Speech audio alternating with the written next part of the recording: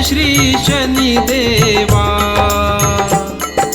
सूर्यसुता शनी मूर्ती तुझी आगाध कीर्ती, एकमुखे काय वर्णू शेषान चले स्फूर्ती।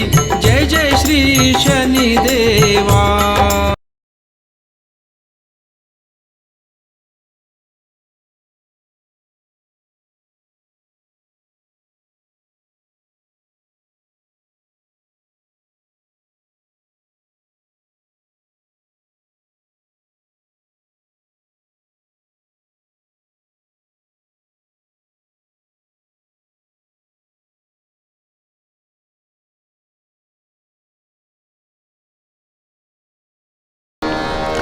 परमपूज्य विश्व चैतन्य अंधारातून प्रकाशाकडे घेऊन जाणारे महान संत आणि माझे सद्गुरू चैतन्य त्यागेश्वर महाराजांना आपण वंदन करूया। या कलियुगाचा राजा, सत्याचा सागर, सूर्यसूत, मी म्हणणाऱ्यांना पाचावर धारण करणारा, असत्याचा नाश करणारा आणि सत्याचा विजय करणारा, दंडनीयांना दंड देणारा आणि आदरणीयांचा आदर करणारा, असा धर्मप्रिय, शिवप्रिय आणि तुम्हा आमचा आराध्य दैवत शनिदेवांना आपण प्रथम दंडवत नमस्कार करूया। आपण पाहत आहोत प्रपंच करत असताना हा परमार्थ कसा असावा आणि परमार्थ करत असताना आपलं आचरण कसा असावा आणि आचरणाबरोबरच ज्या छोट्या छोट्या गोष्टी असतात, केवळ आपल्या दुर्लक्षामुळं आलेलं यश आपल्या पदरी पडत नाही। खूप लोकांचा प्रश्न असतो, आम्ही खूप प्रयत्न केला, प्रयत्न, कष्ट आणि विश्वास खूप ठेवला, तरी आमची प्रगती झाली नाही। त्या प्रगतीच्या नावाखाली आपल्याला मिळालेले सुद्धा आपण घेऊ शकत नाही। मागच्या प्रवचनामध्ये तुम्हाला सांगितलं किती छोट्या छोट्या गोष्टी असतात। आपण आता भजन करत आहोत, भजन करत असताना आपले देहबोली कशी असावी, आपले हावभाव कसे असावे, आपले नेत्र कसे असावे, आपली बसण्याची ठेवण कशी असावी, आपली हालचाल कशी असावी, केवळ आपल्या चेहऱ्याकडे पाहून आपल्या वाणीपेक्षा चेहऱ्याकडे पाहिल्यानंतर तो 2 मिनिटं विसावलाच पाहिजे, याला म्हणतात भजन। तसं साधनेला आपण जेव्हा बसतो, उपासनेला जेव्हा बसतो, बसल्यानंतर आपली हालचाल कशी असावी, आपण कुठल्या ठिकाणी बसावा, कुठे साधना करावी, कुठल्या वेळी करावी आणि त्यावेळेस आपल्या विचारात काय असावा, आपल्या हृदयस्थानी कोण असावा, ह्या सगळ्या गोष्टीचा सारासार विचार केला तर ईश्वर आपल्याला काही क्षणातच दिसणारं, वेळ सुद्धा लागणार नाही। जर तुमची देहबोली, तुमची भाव भावना, नेत्र, तुमची हालचाल, तुमचं चारित्र्य, तुमचं वर्तणूक, तुमचं सगळ्या गोष्टी जर अनुकूल नसेल तर कितीही जन्म गेले तरी देव जवळ असून सुद्धा दिसणार नाही, नाही दिसणार। काही लोकांचा समज आहे, काही लोक देवाला भीती वाटते म्हणून जात नाहीत, काही लोक देवाकडे देव त्रास देऊ नये म्हणून जातात, काही लोक देवाकडे कशासाठी कशासाठी कशासाठी जातात हे सगळ्यांना माहिती आहे. तो देव कडक आहे, ते कुणीतरी आपल्याला देव घालायला नको. आपण कुणावर गाठलं तर चालतंय का, म्हणून देवाकडे जायचं. मग देवाला कोणीतरी, मग कुठंतरी अर्धवट पिकलेला आंबा असतो, जसं तोंडात टाकल्यानंतर दात किळे दात आंबतात, आंबट लागतो, त्या पद्धतीनं कुणीतरी पोट भरू असतो आणि त्याने काहीतरी आपल्या बुद्धीला पटेल तसं धर्म वळवण्याचा प्रयत्न करतो आणि देवाला अगदी भाजीपाल्याचं मार्केटमध्ये आणून ठेवतो. अगदी भाजीपाल्याच्या मार्केटमध्ये भाजीपाल्याची भाव सकाळी एक असतो, दुपारी एक असतं आणि संध्याकाळी एक असतो. माझा देव कशासाठी आहे हे साधना करण्यालाही कळत नाही. आपण साधना कशासाठी करतो? शनीला जातो, शनीपीडा लागू नये म्हणून. देवाच्या डोक्यावर तेल ओततो. काय देवाला आपण नवस करतो, नवस म्हणे करतात, मला अजून तरी माहिती नाही आहे. नवस करून कुणाचं नवस पूर्ण झालाय अजून एकही माणूस माझ्यासमोर आलेला नाही आहे. असं नवसं करून कोंबडे कापून, बकरे कापून, कुठंतरी मटणं वाटून, दारू वाटून जर देव एवढा स्वस्त भेटत असेल तर मनुष्यापेक्षाही प्राणी बरे, मनुष्यापेक्षाही प्राणी खूप छान. त्या प्राण्यांना अपेक्षा नसते, प्राण्यांना साठवून ठेवण्याची भावना नसते, प्राण्यांना नटण्या थटण्याची भावना नसते, प्राण्यांना कधी रोग होत नाही, प्राण्यांना कधी भौतिक सुखाची गरज नसते. म्हणून मनुष्यापेक्षा प्राणी बरे. खूप लोकांचं मी ऐकतो, आपण कशाला आलात? नाही बाबा, शनीची पीडा लागायला नको. काही लोक कशाला आलात असं विचारलं तर त्यांच्या पद्धतीनं वेगळ्या वेगळ्या पद्धतीनं सांगण्याचा प्रयत्न करतात. तुम्ही ह्या गोष्टी जर ठेवून साधना केलात, या गोष्टी जर तुमच्या डोक्यात ठेवून देवाला नमस्कार केला तर तुमच्या डोक्यात जे आहे तेच मिळणार, दुसरं मिळणार नाही. लक्षात ठेवा, दुसरं अजिबात मिळणार नाही आहे. देव हा भक्तीचा भुकेला आहे. देव हा तुमच्या भोळ्या भक्तीचा भुकेला आहे. तुमच्या भक्तीसाठी तो आतुरतेने वाट पाहतो, कळकळीनं पाहतो. आपण ते सोडतो, मग वेगळ्या पद्धतीनं आपण देवाकडे जातो, वेगळ्या पद्धतीने देवाला बसतो. देव सुद्धा दुःखी होतो, देव सुद्धा दुःखी होतो. एखाद्या मातेनं एखाद्या बाहेर भरकटलेला मुलगा जर संध्याकाळी वेगळ्या दशेमध्ये आला तर ते बाळाला कवठाळून पोटाशी धरते हो, पण बाळाला आई कळत नाही. तशी तुम्हा आम्हाची गत आहे. देव म्हणजे मातेपेक्षा श्रेष्ठ असतो, त्याला उपमाही कशाची देता येत नाही. पण त्या देवाला आपण वेगळ्याच पद्धतीनं, भीतीनं, भीतीदायक, आशेने, लोभीने, लाचारने, स्वार्थाने जर आपण पाहिलात तर तुम्ही जे पेरलं तेच उगवून येणार आहे, दुसरं नाही येणार उगवून कधीच. म्हणून देव का बाजारातला भाजीपाला नाही आहे, एवढं स्वस्त तुम्ही त्याच्याकडे पाहताय. पण वेगळ्या नजरेने तुम्ही पाहिला तर त्याच्यापेक्षाही स्वस्त आहे. पण तो नजर तुमची त्या पद्धतीनं पाहिजे, निराकार, निरागस, निराकार, निरागस.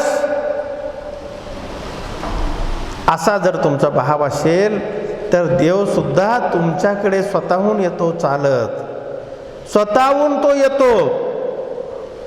असे अनेक संतांचे उदाहरणं आपण पाहिलेले आहोत. अनेक संत होऊन गेले, काही संत पंढरपूरला सुद्धा गेले नाहीत. अशा संतांच्या रानात येऊन त्यांनी भाजी खाल्ली. हो,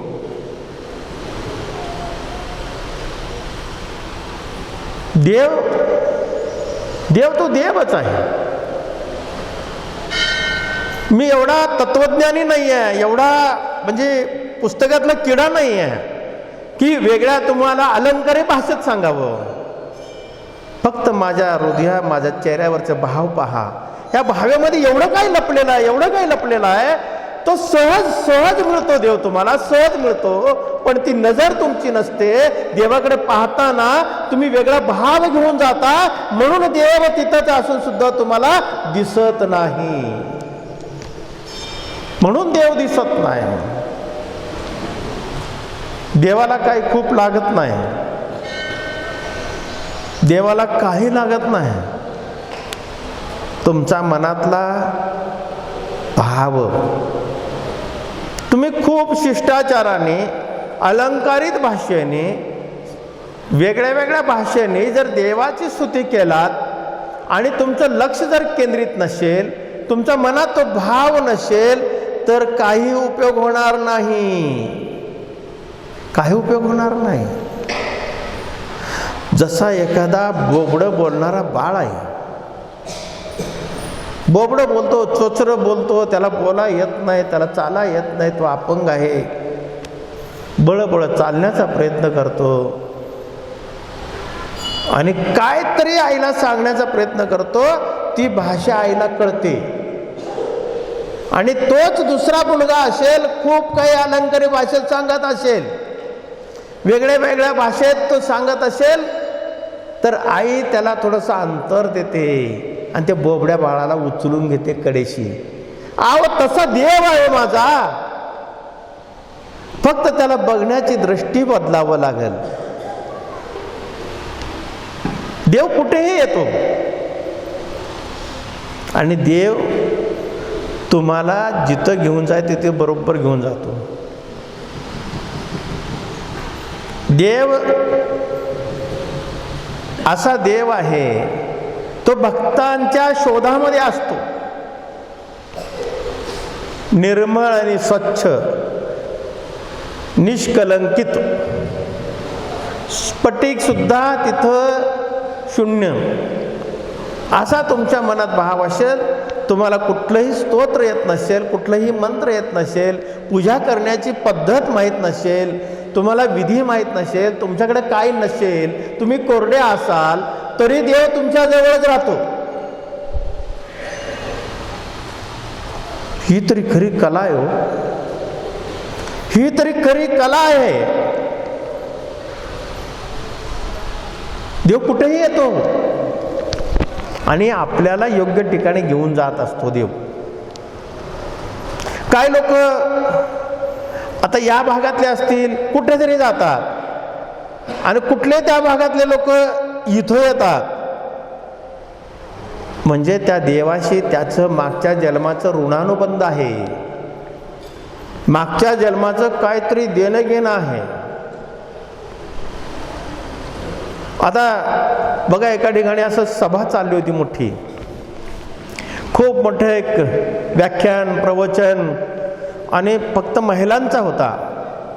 महिलांचा सत्संग होता. कीर्तन असेल, प्रवचन असेल, मंगळागौरी असेल किंवा अन्य काही असेल, कार्यक्रम मोठ्या प्रमाणात चाललं होतं. त्या ठिकाणी ते कार्यक्रम पाहता पाहता त्या माऊलीचं लक्ष आपल्या बाळाकडे गेलं नाही. कार्यक्रम पाहता पाहता माऊलीचं लक्ष आपल्या बाळाकडे गेला नाही. तो बाळ तिच्या मांडीवरनं सुटला आणि रांगडत रांगडत बाहेर पडला. ते कुठे चालले त्या बाळाला माहित नाही. बाहेर गेला, कुणाचंही लक्ष नाही. सगळ्या माऊली माता तो दंग होत्या. त्या कार्यक्रमामध्ये दंग असेल, कोणी त्या कार्यक्रमाच्या माध्यमातून दंग, कोणी स्वतःच्या नटण्या थटण्यावर दंग, कोणी स्वतःचं साडी बघण्यातच दंग, कोणी शेजाऱ्याला काय कमी निघतंय का त्याच्यामध्ये दंग. वेगळ्या वेगळ्या पद्धतीनं सगळे आपल्या आपल्या पद्धतीनं सगळे दंग होते. तो बाळ बाहेर गेला, रांगडत रांगडत गेला. त्या बाळाला खूप वेळ लागत नाही. बाळाला थोडीशी आईची आठवण झाली. बाळाला आईची आठवण झाली, पण बाळाला बाईची आठवण झाल्यावर त्या माऊलीपर्यंत कुठेही माऊली बसली, माझी आई कुठं बसली हे बाळाला माहीतच नाही. आता कुठून आलो बाहेर हेच कळलं नाही. पण तो बाळ परत माघार फिरला आणि माघार फिरल्यानंतर सगळ्या माऊली खुर्चीवर बसल्या होत्या आणि तो उठायचा, साडीला धरायचा. साडीला धरल्यानंतर त्या माऊलीला लक्षात यायचं कोणीतरी माझी साडी धरली. मग तो खाली वाकून बघायची, बाळ आहे. बाळ त्या बाळाला अरे उचलून घ्यायचं बघायची. तो बाळ त्या मातेचा चेहरा पाहायचा आणि रडायचं आणि पुढच्या बाजूला जायचं. बाळ त्या माऊलीकडे जात नव्हतं. प्रत्येक ठिकाणी असंच करायचं. प्रत्येक माऊलीचं साडी धरायचं आणि माझी आई दिसत नाही म्हणून ते शोधत जायचं. जोपर्यंत आई भेटत नाही तोपर्यंत बाळ रडत राहतो. तशी तुमची जर भक्ती असेल, जोपर्यंत माझा ईश्वर माझ्या हृदयातला मला स्वतःची जाणीव करून देत नाही तोपर्यंत तुमची मनोभावे सेवा असेल तर ईश्वर तिथेच भेटून जाईल, तिथेच भेटेल. जिथं तिची माता होती तिथंच तो बाळ गेला. तसं तुमची माता, तुमचं दैवत, तुमचं सर्वस्वी सर्व काही तुमच्या हृदयस्थानी आहे. तो त्याला शोधण्यासाठी आपलं किती जन्म घालावायचो आपण. म्हणून अंतर्मुख होण्यासाठी, स्वयंस्थितीत राहण्यासाठी, स्वयंसज्ज राहण्यासाठी, स्वयं सजग राहण्यासाठी काय केलं पाहिजे जर आपल्याला कळलं तर आपल्या जवळचा ईश्वरच आपल्याला साथ देतो. आपलं चलनवलन तोच करतो, सगळं काही तोच करता करविता आहे. हे जर आपल्याला त्याची जाणीव झाली तर आपण सुद्धा देवच, आपण सुद्धा देवच आहोत. साधी गोष्ट आहे. जोपर्यंत मी माझ्यातला देव ओळखू शकत नाही तोपर्यंत मी स्वस्थ नसतो. जेव्हा मी माझा देव ओळखन तेव्हा बाहेरच्या भौतिक सुखापासून मी अलिप्त राहीन. बाहेरच्या भौतिक सुखापासून मी अलिप्त राहीन. जो जगाला देतो, जो सुख वाटत फिरतो तोच माझ्या स्थानी आहे. आणि त्या देवाला मी भीत जाऊ, त्या देवाला मी नवस मागू, नवस करू, त्या देवाला सांगू का कोंबडा कापू? अरे ते दगडापुढे कोंबडा कापून काय मिळणार रे बाबांनो? तुमच्या हृदयस्थानी असलेल्या देवाला तुम्ही बोला.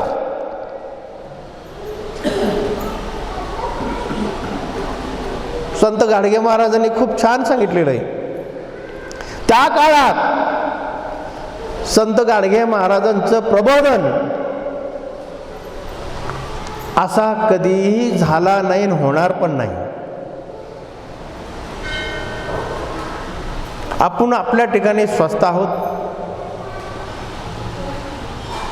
पण हे करत असताना जेव्हा आपल्यातलं देव कळतो तेव्हा आपण दुसऱ्यातला देव आपण ओळखू शकतो.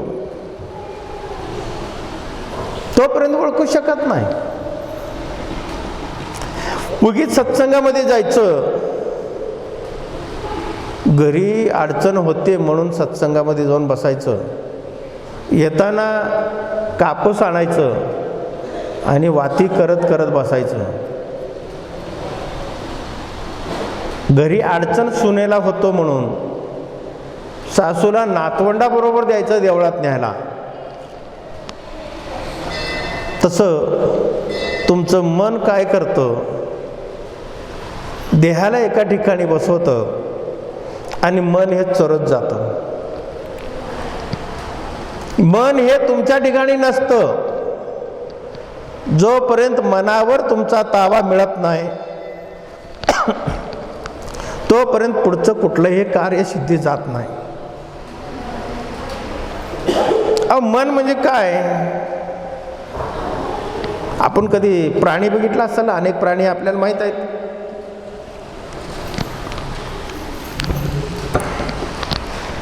आपण ग्रामीण भागामध्ये राहतो, सगळे जनावर आपल्याला माहीत आहेत. गाया माहीत आहेत, म्हशी माहीत आहेत, कुत्रं दारापुढचं माहीत आहे आणि शिर्डी पण माहीत आहे. संध्याकाळी दिवसभर चरलं तरी संध्याकाळी येताना शिर्डीला कितीतरी मुसक्या घातल्या, किती जरी दाव्याने वडलं तरी ते गच्च पोट भरलं, चालाय जरी नाही आलं तरी शेंड्या उडवतच येतो. बघा तुम्ही बकऱ्याचं, बकरी शेंडा उडवतच येतो किती जरी पोट भरला. तशी माणसाची स्थिती आहे. किती जरी ईश्वराने दिलं भौतिक सुख तरी आपल्याला अपेक्षितच असतो. कुणाला? ज्याला देव कळलं नाही त्याला. ज्याला देव कळलंय त्याला त्याची अपेक्षा नसते. माणसाला एवढे विचारांनी पछाडलेला आहे, एवढे विचारांनी जखडलेला आहे. किती जरी औषधं खाल्ले तरी रोग बरा होत नाही. तसं तुम्ही किती जरी साधना केलात, किती जरी उपाय केलात, कितीतरी बंधूकडे गेलात, कितीतरी दगडातल्या देवाला बघितलात तरी तुमचा समाधान होणार नाही. नाही होणार. माझं खूप वेगळं विचित्र बोलणं असतं पण स्वअनुभवातनं असतं. स्वअनुभव घेतल्याशिवाय कुठलेही व्याख्यान, प्रबोधन, प्रवचन करू नये. अकबर माहीत असेल तुम्हाला? अकबर बादशाह, बादशाच्या दरबारामध्ये अकबर होता. तो बादशाह सारखं रोज एक डॉक्टर बोलवायचा. त्यावेळेस हाकीम म्हणायचे, हाकीम म्हणायचे. रोज एक हाकीमला बोलवायचं. रोज एक प्रकारचं औषध खायचं, जडीबुट्टी. तेव्हा पालाभाज्याचा औषध होता जडीबुट्टीचा, तो रोगच बरा व्हायचा. सकाळी उठला की परत मग या हाकीमला बोलवायचं. मग बादशाला अकबरांनी सांगितलं की तुम्ही काय करा, हे सगळे पालापाचोळा खाण्यापेक्षा जी पालापाचोळा खाते ती एखादी बकरीच आणून ठेवा ना. ती बकरी सगळी पालापाचोळा खाईल आणि त्याचं दूध तयार होईल आणि दूध पेलात की तुम्ही दष्टपुष्ट व्हाल. त्याला पटलं ती गोष्ट आणि तो बकरी आणला. आता मला सांगा, ती बकरी त्याचं प्रिय आहे का त्याची राणी प्रिय? कोण प्रिय मला सांगा? ती बकरी प्रिय. त्याला जगायचं आहे. त्याला जगण्यासाठी न राज्य प्रिय आहे, न पत्नी प्रिय आहे, न सोनं प्रिय आहे, ना काय प्रिय आहे. मनुष्याला जगण्यासाठी काय पण करतो. मग तो बकरी आणला, बकरीसाठी एक सैनिक तयार केला आणि सैन्यानं सगळ्यांना सांगायचा दूध काढल्यानंतर बकरीला चारायला घेऊन जायचं. त्याला मारायचं नाही, त्याला हात लावायचं नाही, पोट भरून चारायचं आणि त्याला गादीवर आणून लोळवायचं. हुकूम. सगळ्या सैनिकांनी होकार दिला, मान हलवले, डुलले आणि बकरीला दूध काढल्यानंतर घेऊन गेले. बकरीला मालकाने, राजाने काय सांगितलं? बकरीला मारायचं नाही, जिथं चरल तिथं चारायचं. मग सगळे चारत असताना एक 8 दिवसांनी बादशाह आपल्या गार्डनमध्ये गेला, जिथं सुशोभित झाडं होते, दुर्मिळ झाडं होते, वनस्पती होते. कधी न मिळणारे झाडं होते. सगळे झाडं अर्धवट संपले होते. सगळे झाडं, ना फूल यायचं ना काय यायचं. त्या बकरीनं मुतलेलं, त्याच्या लेंड्या, हे सगळं हेच सगळीकडं होतं. बादशाह दरबारात आला आणि त्या शिपाईनं बोलवला आणि सगळ्यांना म्हणला, एका मिनिटात तुम्हाला सजा देऊन टाकतो, फाशी शिक्षा. पण बिरबल हुशार होता. बिरबल म्हणाला, ह्यांना फाशी शिक्षा का देत आहे? नाही म्हणलं, आमचं गार्डन सगळं घाण केलं यांनी, सगळं पालान सगळं फुलं खाऊन टाकलं. ह्याचं उत्तर तुम्हाला मिळालं? ह्याचं उत्तर मिळालं का? जसं बकरी आहे चांगल्या गोष्टी सुद्धा संपवू शकते, तसं मन सुद्धा चांगल्या विचाराला संपवू शकते. लक्षात ठेवा, मनाचा ताबा आपण घेतलं पाहिजे तर मनुष्य म्हणून जगू शकतो. मनुष्य म्हणून जगायचं असेल तर तुमच्या मनावर तुमचा ताबा पाहिजे. जर मनावर ताबा नसेल तर मार्ग बदलतो, दिशा बदलते, विचार बदलतात, वैचारिक पातळी बदलते, भाव बदलतो, भावना बदलते, सगळं बदलून जातं. मग आपण त्या कचाट्यात सापडतो. 84 लक्ष योनीमध्ये परत फिरून यावं लागतं म्हणतात. पण मी ते नाही म्हणत, या पृथ्वी तलावरचे जेवढे कण आहेत मातीचे, तेवढे जन्म घेतलं तरी तुम्हाला देव दिसणार नाही. लक्षात ठेवा, दिसणार नाही. पण जेव्हा मनावर नियंत्रण मिळवाल, मनाला पायदळी तुडवाल, त्याच्यावर सशक्तपणाने उभं राहाल, तेव्हा मात्र देव दिसल्याशिवाय राहणार नाही.